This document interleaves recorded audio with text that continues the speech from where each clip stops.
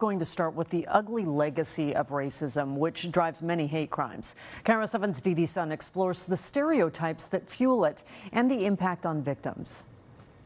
It's been crazy. Natia Chumbi works at Thai Tani Kitchen in Seattle's Ballard neighborhood. I moved here when I was young with my family. Yeah, so we think about we move here to get better life. Last summer, this man, David Altomer, was charged with a series of hate crimes in Ballard.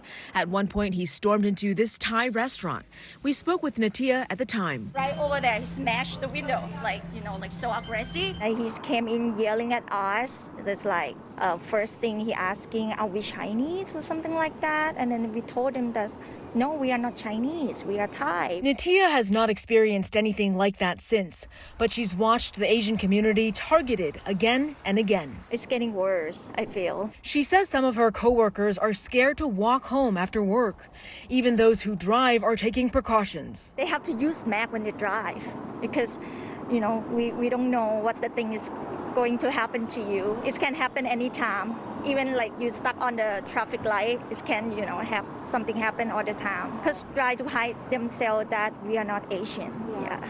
Wow. Yeah, that bad. How did we get here? To a point where people are hiding their ethnicities out of fear for their lives. Many accuse the former president of playing a role, but experts in social justice say perpetuating Asian stereotypes helped set the foundation for the surge of hate we're seeing today.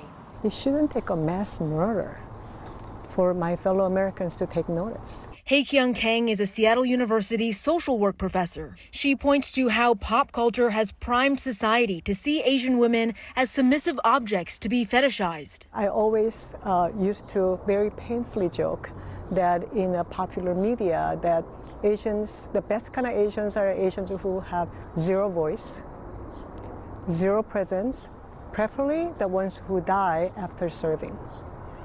Right? Miss Saigon, Madame Butterfly. It's just one example. This YouTube trailer is for Miss Saigon, the long-running Broadway musical.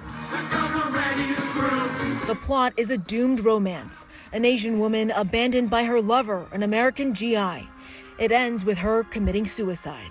So Asian Americans, and also Asian American women in particular, are there to be of service for white supremacy.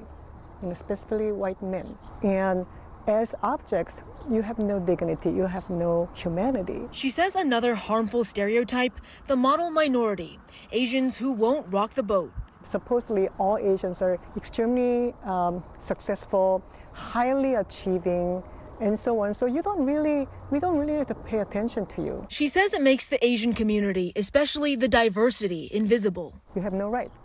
You have no history. Your history gets erased. Those words, invisible and erasure.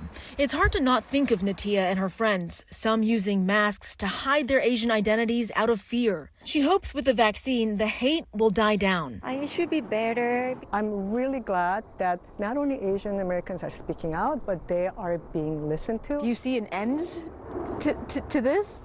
I hope so. I hope so. Do I think I'm going to see the end in my lifetime? Probably not. And I hope maybe in future generations, they wouldn't have to work on this. In Seattle, Dee Sun, Cairo 7 News.